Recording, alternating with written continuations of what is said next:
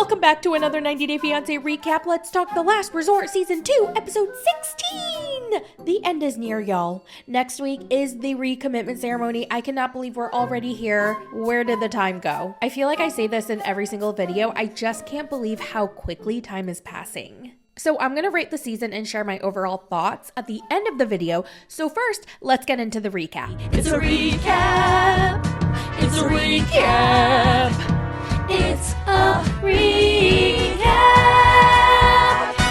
So in the last episode, we left off in group therapy where Gino was talking about the open marriage with Jasmine and how Gino said, I just want to know where Jasmine is because I don't know where she goes and where she is all the time. So I want her location. And so therapist James asks Gino if he's willing to be open to giving this open marriage a chance if Jasmine shares her location. And he goes, yes, I'm willing to do that. What? I wasn't expecting him to say that, but do I believe it? No, not really. If she says, I'll give you location services, would that affect you saying, okay, I can move forward with an open marriage if I know where you are? Yeah, it would help. Certainly would help. I'm sharing it now with him. I think he said yes just to get her location, and he did admit later on that he felt pressure to answer in that moment, so he said yes. So Jasmine, right away, as soon as Gino says yes, she's so happy. She whips out her phone and she opens it up and she's like, goes to setting and she's like, yes, you can have my location, Gino. You can have it right away. And she gave him her location so damn fast. Rob and Florian are like, bro, what the hell are you doing? What is the point of having her location if she's going to go out and smash other men anyway? Like, what's the point? And Gino goes, well, I didn't agree to it yet. I'm just saying that I'm open to it. Gino, goddammit. What's the point of the GPS if she can have sex with other people anyways? First of all, is it one person? Is it the person that she's going to have an open marriage with, or is it more than that? Well, same one and done, same. So in the next scene, Rob, Sophie, Brandon, they're at the pool. Julia joins and holy shit, her body is incredible. You want a private then? Then eventually everybody else gets in the pool and they all have a blast. The next morning, Josh and Rob are having a deep, thoughtful conversation about where their relationships are going. Josh really cares about Natalie, but is terrified of her. And honestly, nobody blames him. She's crazy. But he also has to admit to himself that he contributes to making her crazy, which he kind of does take accountability for later. We'll get into it. He wants to take care of her. He feels like she's not going to be okay without him. We call a guy like that, Captain Save-A-Ho. Of course Rob would say that. I mean, it's true. Josh is Captain Save-A-Ho, but for Rob to say it, it has a different meaning, if you know what I mean. By the way, at least Josh saves a hoe. What do you do, Rob? What do you contribute to this society? Nothing. Darcey packs up all her stuff to leave the resort, and then Stacey and Darcey seem to be okay at this time. They hug, they activate their twin power. We do it big. Yeah, we do it big. I have to include the clip. It's so funny when they were trying to record the song and the song producer, he was like, whoa, okay, thank God for auto-tune. Big thing. I'm on top, hair done, nails did. I can't stop, I'm on top. Yeah, it's okay. We'll do another one, no worries. I'm on top, hair done, nails did. I can't stop, bag check, respect. That's it. I can't. In order to pull this off, it's gonna take an act of God. Also, on one of the 90 Day spinoffs, I can't remember, it was 90 Day Diaries, I think. It was like an older show, which by the way is coming back and I am so excited for it because there's a bunch of couples that I've wanted to catch up on. I've been wondering what they're up to and they're gonna be on it, aka Colty. Who else? Do you remember Cara and Guillermo? Was that his name, Guillermo? I think it was. I watched their season. I thought they were an adorable couple. They got married and they even had a baby. But then I heard that they separated and I think we're going to find out why and how it happened in 90 Day Diaries. So I'm excited for that. I don't know if I'm going to cover it, but I'm definitely going to be watching. In 90 Day Diaries, I think Sean invited the twins out for their single debut and It was so freaking funny and so freaking cringe. They were singing. First of all, they are not performers. Like musically, no. Stick to reality TV, please. But they didn't even know the lyrics to their own song. They were like, do it big. We're going to do it big. Yeah, we do it so big. Bottles on the go, yeah, we gotta go big. Walked in the club, eyes on me. What you know about baby B.I.G. Jasmine and Gino are shopping, and she thanks him once again for being open to the ethical non-monogamous marriage. And Gino goes, Yeah, okay, Jasmine. So I said I was open to it, but I put some more thought into it this morning, and, yeah, I agree. We should try it, Jasmine. and Jasmine's eyes are humongous. She's like, what? Don't be so excited, Jasmine. Oh my God, Gino. Wow, that just means so much to me that you are taking this seriously. Yeah, Jasmine, I love you a lot and I don't want to lose you, and I think this is a way we can start trying to make things work in our marriage. You know, I want to go forward with it. Is it a yes? Don't be so excited. Damn. Okay, here are my thoughts. Let me just first take a sip of coffee. Gino is scrambling because he feels super threatened. He now knows that Jasmine has things planned. She's got a guy lined up. She can go at any moment. He has no choice. Well, he does have a choice. He can stay in the marriage, try to make things work, or divorce. But like, you know what I mean? He feels like he has no choice if he wants to keep her. He has to agree to this. He's put in a corner, kind of, even though he put her in a corner first. So then she retaliated and then found another corner to put. Do you guys know what I mean? But he feels like he has to agree to this or she'll actually leave. Now, he does say that they have to stop the minute somebody catches feelings for their sexual partner. And Jasmine's like, oh yeah, okay, totally. And she tells Gino that she really wants him to meet Matt. And he's like, oh, hell no. Wait, no, I don't want to meet Matt. Do you want to meet the girl who's going to peg me? And she goes, yes, Gino, of course I want to meet them. By the way, oh my God. So when I first watched this episode and I was taking my notes and I was going to film the recap, I hadn't watched the after show Between the Sheets. But then this morning I watched it while I was drinking my morning coffee, and you guys, they left out a very, very, very important part of this whole open marriage thing. Jasmine told Gino at the resort when she proposed the open marriage and she talked about Matt, she said that he was gay. First of all, is he really gay or is he not? In Between the Sheets, they implied that he wasn't actually gay and Jasmine was lying that he was gay. But it totally doesn't make sense that a gay man would want to have sex with a woman for what? Charity work? I don't think so. For clout, maybe. So in Between the Sheets, Gino tells Josh, well, Jasmine told me at the resort that Matt is gay. And Josh goes, what? Why would a gay dude want to have sex with Jasmine? Gay men don't like sex with women. That's why they're gay. And he's like, oh, well, I just thought he was, doing something nice for us. So if Jasmine lied to Gino about Matt being gay while proposing an open marriage and having Matt as a sexual partner, that is so bad. That is a big ass lie. That is very, very manipulative. I don't like that. I can't defend that. That's fucked up. I don't understand why the editors would leave that out from the main episode. That's such an important part of all this. Now, I'm going to assume that Jasmine lied about Matt because it does make sense. Why would a gay man have sex with a woman? Unless it was to get on the show. But I have to say, when we first met Matt, maybe he goes both ways. I don't know.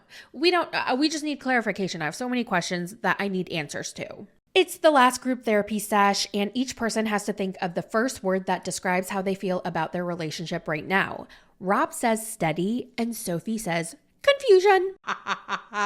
If this isn't the perfect example of their compatibility, then I don't know what is. Of course, they would have completely opposite opinions of where they are in the relationship. Brandon's word is momentous because he believes that they made huge strides in their conversations about starting a family. And Julia's word is family. And then Brandon lights up. His eyes have tears in them until Julia clarifies that it's not just about them starting a family, but it's about their current family, like his family and her family, aka her parents coming to America. Wink, wink, Brandon. Are you ready to accept it? Wink, wink, nudge, nudge. And then Brandon's like, oh. Now Jasmine's word is evolve and Gino's is come back. Rob is side-eyeing them, just shaking his head. Rob is triggered. He's triggered so bad by this whole open marriage situation, and all of his anger is directed towards Jasmine. I don't know why. Jasmine updates the therapist and the whole group that Gino finally agreed to move forward with the open marriage, and everybody is shook. Florian cracked me the fuck up when he was like, Gino, no need to watch no more porn. Just watch Jasmine and Matt doing sex. Pretty simple. they need to get Florian on Pillow Talk. He is so damn funny. Gino tells everyone they're going to set guidelines and rules, but he definitely does not want to meet Matt. And everybody's like, what? Why aren't you going to meet the guy that your wife is about to fork? And Jasmine goes, see, I told you, Gino, you should meet him. I encourage you to meet him. And Gino goes, no, I don't want to know how handsome he is, and I don't want to know how buff he is, and I don't want to know how rich he is. So no. And Jasmine goes, okay, can you at least talk to him on the phone? And he goes, fine. I'm open to having a phone conversation. And the therapists are like, oh, okay, can you do it now during the show so we can get it on camera? And he goes, okay, just a phone call. Everybody is against this. And I agree. I am against this too. Not because I'm against the open marriage. I don't care if it works for you, then do it. But for Gino and Jasmine, it is absolutely not going to work. Are you freaking kidding me? What bothers me is I feel like everybody is blaming Jasmine for this and nobody is understanding their history, what happened before for Jasmine to get to this point. Now moving on to Stacey and Florian. Florian's word, well, his expression is, everything is fine, everything is perfect. And Stacey's word is conflicted because she's still thinking about the girl that he walked home from the club. Did he really just help a drunky drunk girl home or did he fork her? Who knows? Stacey looks at Florian and she's like, Flo, I need you to show me that you love me, okay? I want to feel loved and appreciated. You have to stop telling me to shut the fuck up, okay? Stop telling me to leave you alone. Love me. Pick me. Choose me, Florian. And he's like, okay, whatever. Now it's Natalie and Josh's turn, and Natalie starts with her weird analogy that nobody understands yet again. Josh, he's like a wall. He's not a real person. Blah, blah, blah, blah, blah. And Josh says, I'm scared of commitment with her because she's unpredictable and she's scary. And then he says, maybe I'm the problem. Maybe it's me. Maybe I'm breadcrumbing and stringing her along, and I couldn't believe he was actually admitting all of this. He looks at her and he's like, Natalie, I love you, I care about you, but I do have to let you go. And Natalie starts smiling, and the therapists are like, why are you smiling? Because this is the most honest Josh has ever been with me. And she goes on to say that she really values and respects honesty, and that is all she has ever wanted from Josh. She just wanted a straightforward answer, and he finally gave it to her after 3 years. They decide that there's no point in staying for the recommitment ceremony, and Stacey gets super emotional. She was crying for Natalie, and those weren't fake tears. They were real. I think Stacey is just a very empathetic, sweet person, and I don't know, maybe she could have related to Natalie on some level. I don't know, because those tears had to have come from somewhere deep. Even though Natalie is batshit and puts on a very tough exterior, she's hurting inside. You can tell. Her dream is to be in a loving relationship, to get married, and to have kids of her own. She wants a family. She said this every season. And it is sad that she doesn't get to have what she really, really wants. When therapy is over, Natalie walks away furiously and Josh is walking after her. And he's like, Natalie, Natalie, and she keeps walking. And at one point, right before she's about to turn around, you can tell that she's about to cry. But she quickly holds it in together and turns around to face him. Now, this scene almost made me believe that Josh kind of cared about Natalie. Keyword almost. He apologizes to her. He's like, please don't hate me. And she's like, I don't hate you, Josh. and they have their final goodbye, and Josh walks away as Natalie cries. I think it's definitely over for them. I don't think they're going to get back together ever again, even if it's just for show for another season. I think they're done. Natalie's over the roller coaster. She's ready to date a new man, and hopefully she'll be on the single life, because I love watching single Natalie trying to navigate the dating world. It is so entertaining. I think Josh is done getting what he can out of Natalie. He made it on 3 seasons of the show. He's gotten the clout. He started 90 Day Bad Boys. His DMs are probably full of poon, and apparently he has a girlfriend. So things are going great for him. Jasmine and Gino are in their rooms talking about Josh and Natalie, and this is the most calm and the most engaging conversation that they've had in so long. And I think it's because Gino is finally trying. Jasmine's like, all right, I'm going to call Matt. Don't worry, he's not going to see you. You're not going to see him. I'll be in the middle facilitating. And then she gets super emotional because she understands how he feels. And I think those tears were genuine. Like, I think she felt bad for him in the moment, and she understands the sacrifice that Gino is making for her. And she's like, this has got to be hard for you. And I understand, because if I were in your position, it's going to be hard for me too. And quick note, I just know that Rob's going to piss me the fuck off in the next episode, because he goes after Jasmine. Like, I mentioned this earlier, but he is so damn triggered. He is so fucking butthurt about this open relationship between Jasmine and Gino, and he is unleashing all of his anger at Jasmine. I don't know why he's so angry and so triggered by this. I would like to know.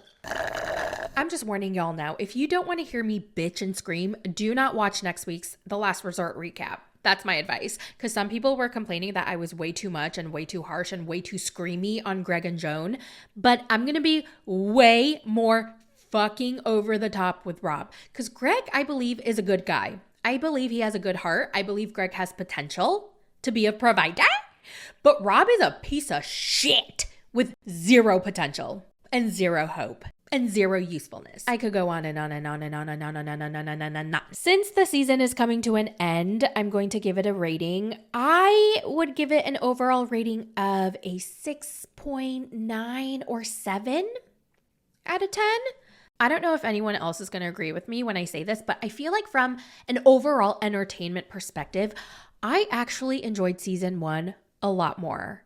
I think Ed and Liz were so effing cringy and entertaining to watch, especially during the Smex therapy when she had to go on top. The whole world got to see how the sausage was made, and we did not want to see that sausage making process. It was so gross, but so entertaining. But what really, really made that season was the return of Kalani and Asuelu. Holy shit! That was pure entertainment. Also, do you guys remember the strip club scene? That was also epic. I screamed the whole entire time.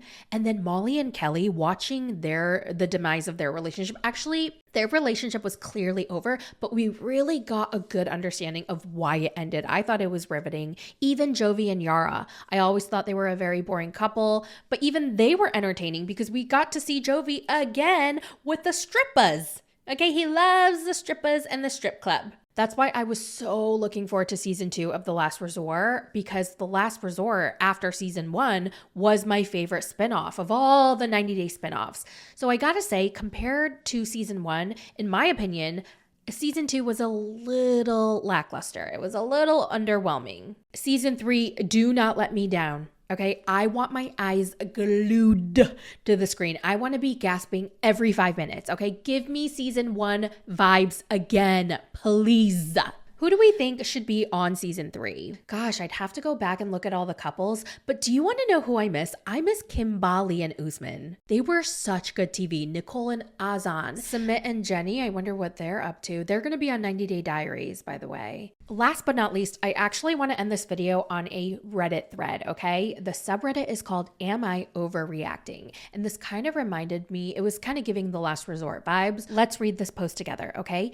The title is, Am I Overreacting? Husband blew up at me after I found him masturbating before we were gonna have sex. This definitely reminded me of Jasmine and Gino. So the original poster is 33 female and her boyfriend is 36 male. Yesterday was my husband's only day off and he had been saying all kinds of things about how we were gonna all day and, quote, I should be prepared for his, to which I was all for. I've been sexting and just regularly texting him all week and trying to let him know how excited I was for his day off alone with me, especially after we've had no alone time since it was spring break and the kids have been home for almost 2 weeks. Well, his day off comes and I'm up taking care of the house, making breakfast, and getting the kids to school. My husband got up at around 10 a.m., then sat on his computer to play games for almost the entire day. At one point, I thought I'd slide under his desk and get things started by bleeping his bleep. You guys can fill in the blanks. But he wouldn't let me. He said that he needed to shower first, so I went back to playing my games and just trying to enjoy our day normally. At 2 o'clock, about an hour before the kids are supposed to be home, he popped up from his computer and said that he was going to go shower and that I should go wait for him in bed. About 10 minutes into his shower, I went to the bathroom to pee and rinse off as well. But when I went to get him, I found him pleasuring himself with his eyes closed while mumbling to himself. I was shocked and upset, but I didn't react outwardly, but my mood was definitely soured. I started brushing my teeth and just kind of dazed out, and when he got out of the shower, he yelled because he was startled that I was there even though we often shower together and share the same bathroom.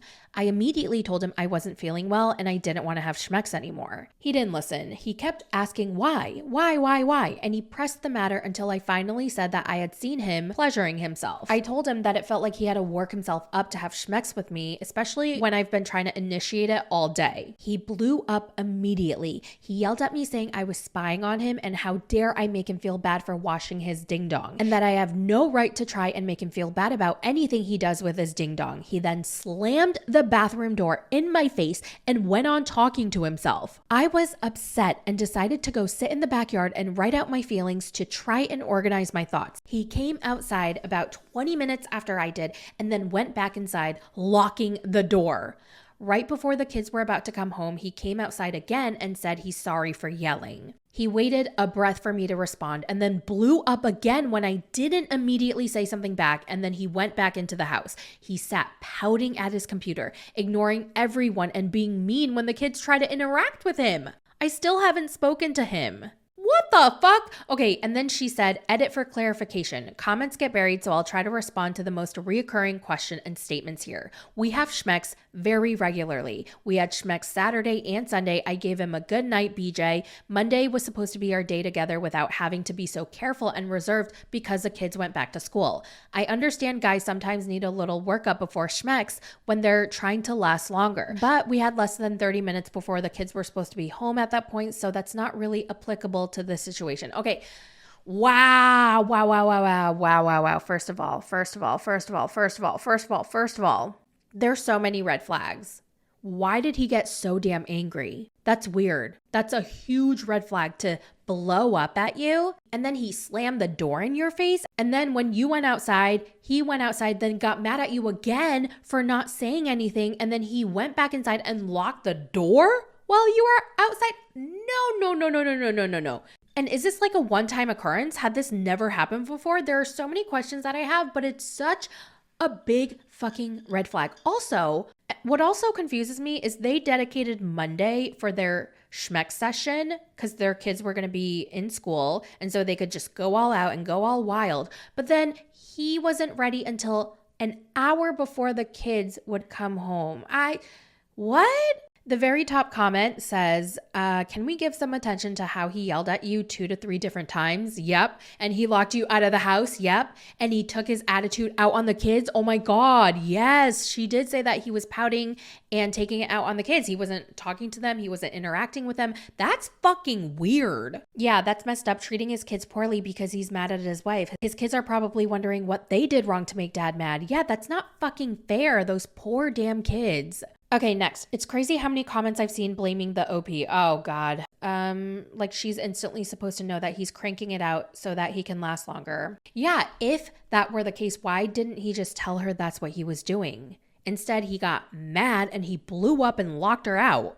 I also forgot that it was his day off on Monday, so what was he doing on the computer all morning, all day, and then waited an hour before the kids were coming home from school to have schmecks, but then first he had to take a shower. And then,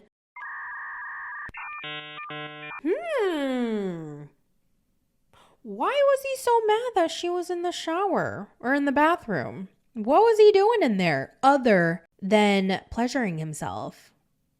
Shady. Very shady. Where was his phone? I don't know. Yeah, like I said, I would have to reevaluate the marriage. I would have to reevaluate my husband, the person that I'm married to. Like, who are you? Why are you treating me this way? Why are you reacting the way you are reacting? Why are you taking it out on the kids? Why are you taking it out on me so much that you are slamming the door, locking me out, and just yelling at me? And you're cranky for the rest of the day? Oh, hell no. Hell fucking no. I don't know how old the kids are. She did say that the kids are on spring break, but they are a younger couple, 33 and 36. There's no way in hell I would stay with him. Yeah, that's crazy. That is a crazy situation. And no, absolutely not. Like, goodbye. I would try to get out as soon as possible. Like, I mean, I know there's kids involved and it's way more complicated than just like breaking up, but well, that's it for this video. Let me know all your thoughts in the comments, and I will see you guys for my next recap, which is going to be Gypsy Rose Life After Lockup Season 2, Episode 2. Love you guys. Bye!